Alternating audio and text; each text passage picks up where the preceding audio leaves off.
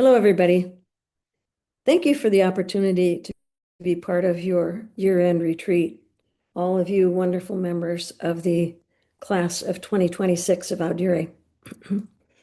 I'm here today to talk about Ron Rolheiser's Claiming Our Rebirths in terms of the Paschal Mystery.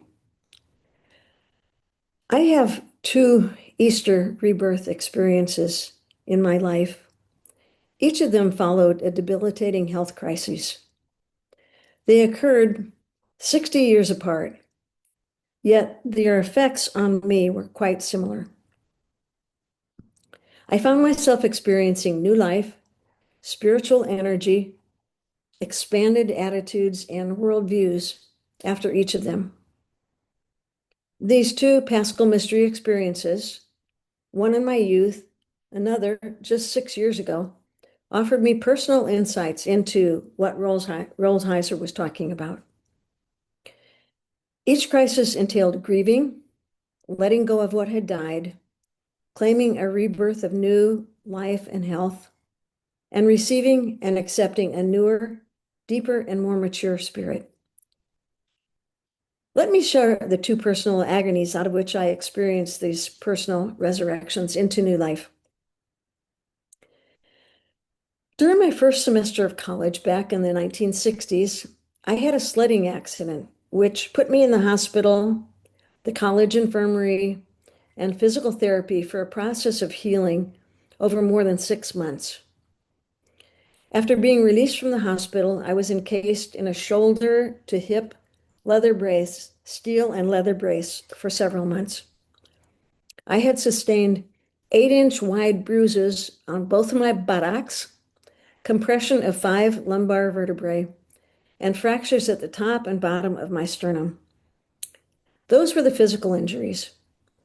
Other unseen injuries included a crushing end to my youthful fantasy of invincibility, personal independence, a sense of unlimited agency, and a range of emotions I had never felt before, including deep fears of whether or not I would be able to walk again. It was quite a load for a college freshman to digest. Weeks in the college infirmary were followed by months of half-time class attendance, long daily naps to recoup my strength and energy, humbly learning to accept offerings from dorm mates of everything from meals they delivered from the cafeteria to assistance with bathing, dressing, and ambulating to the few classes I was allowed to attend. It was a long road back with weeks of small steps. The college chaplain, who became a lifelong friend, helped sustain me through all of this. Gradually, my fears were dispelled as my body strengthened and healed, and my faith and trust increased. And most surprising of all, my sense of shared humanity and compassion were greatly strengthened. I began to experience a completely new life. It felt like a resurrection. Decades passed with me in this new realm of having had the scales fall from my eyes. Then 6 years ago, in the early days of COVID pandemic, I developed a serious and persistent parasitic and bacterial infection, which put me in the hospital again. My medical team decided that surgery would only increase the chances of further spread and possible dire consequences. The original wound was spreading from a few inches above my wrist to up past my elbow.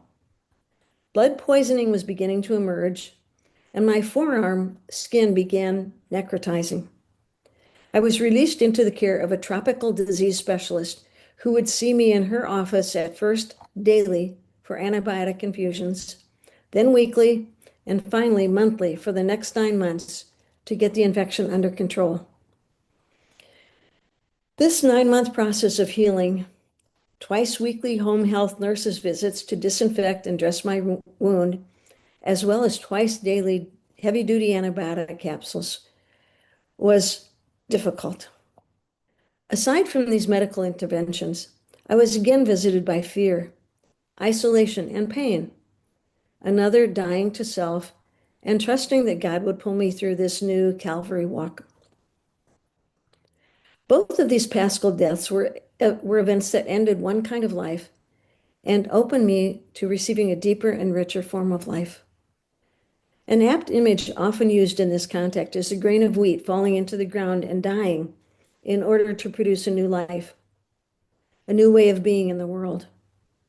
I confess, I often felt like a grain of wheat that had fallen into the ground and was dying during both of these experiences. But those weeks and months in the loamy earth gave me priceless experiences of unexpected and unmerited kindnesses from family and good friends, as well as from people I had never met before and had no reason to deserve their attention and succor. Mystics and spiritual teachers tell us that there are two kinds of recovery or rebirth. One is resuscitation, the other, resurrection. Resuscitated life is when one is restored to one's former life and health, as in the case when someone who's been clinically dead is brought back to life. On the other hand, resurrected life is not this. It is not a restoration of one's old life, but the reception of the gift of a radically new life. This past Easter Sunday, we heard from Matthew's Gospel that God raised him on the third day and allowed him to appear not to all the people, but to us who were chosen by God as witnesses. By witnessing my personal deaths and resurrections, I have been able to witness God's abundant, sustaining grace in my life. And these experiences have changed everything. By accepting and grieving, letting go of what had died, I was able to receive a new, deeper, humbler, and more mature spirit of love and trust. These processes have led me from fear to deeper faith, from isolation to a stronger experience of community, from grief to abiding consolation, from the unknown to trust in the one who overcame death, from concern with past pain to joyfully living into new life. These journeys were not without fear, but they helped me adjust to living in a fearful world in more trusting and loving ways.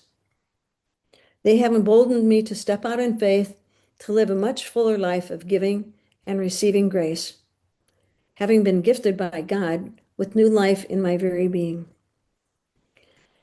As spiritual directors about to graduate, you may ask, what sustained me through these trials? In the first case, it was the college chaplain who is available to me every week to listen to my questions, complaints, sadness, etc.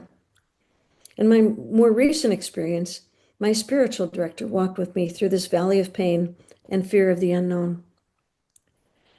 Jesus bore his wounds, even inviting doubting Thomas to touch them, and he rose with them visible. In my case, every time I have a bone density scan, the scars are there.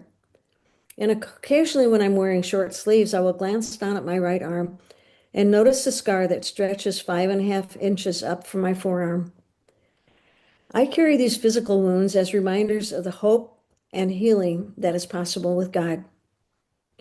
Who I am today is twice healed and gratefully closer to God and my fellow travelers in this world because of these mystical medical experiences. I have some questions to offer you to ponder subsequent to this conversation. Let me read them here, and I think Elaine is going to also supply them to you in writing. But the first one is, does your personal faith journey include a resurrection or a rebirth experience? If so, what sustained you through your Calvary walk? What did you discover on the other side of the walk? And third, have your directees shared any such experiences with you? If so, what was your personal internal response? And how did you sit with them as they described their experiences? Again, it's lovely to be with you in this way. Technology is great. It'll be great to see you all in just a few weeks. Thank you.